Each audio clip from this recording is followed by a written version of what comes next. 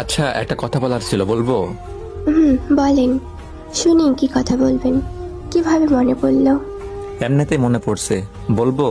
ও আচ্ছা, তো কি কথা বলবেন, বলেন শুনি। আপনারে তো আমি কখনো দেখি নাই। আপনার একটা পিক দিবেন আমারে, প্লিজ? কেন? আমি কেন আপনাকে আমার পিক দিব? দেন না, প্লিজ। না, দিতে পারবো না, সরি। শেষবার বলতেছি, দিবেন কিনা সেইটা বলেন। বললাম তো না, দিতে পারবো না।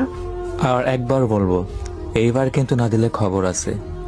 বলছি না, দিতে পারবো না, সরি। আচ্ছা, আমি যদি আপনার সাথে কোনো ভুল করে থাকি তাহলে আমাকে প্লিজ মাফ করে দিবেন। একটা পিক চাইছিলাম, কারণ আমি ফোন বিক্রি করে দেব। আমি আর ফোন চালাবো না। এই মোবাইলে মেসেজ দিলেও আপনি আর আমাকে পাবেন না। কেন বিক্রি করবেন মোবাইল? কিছু না, এমনিতেই। এটা কোনো কথা? ওই, কই আপনি? কি হলো? হাসান ভাইয়া রিপ্লাই দেন। এরপর সে মোবাইল অফ করে রাখে। অনেকগুলো মেসেজ দিতেছি, ওর কোনো রিপ্লাই নাই। এরপর 2 দিন ও আর অনলাইনে নাই। 2 দিন পর আমি তাকে মেসেজ দিই আর ওর বন্ধু রিপ্লাই দেয়, হাসান ভাইয়া কই আপনি, কেমন আছেন আপনি? কি হলো, রিপ্লাই দেন, মেসেজ সেন্ড করেন।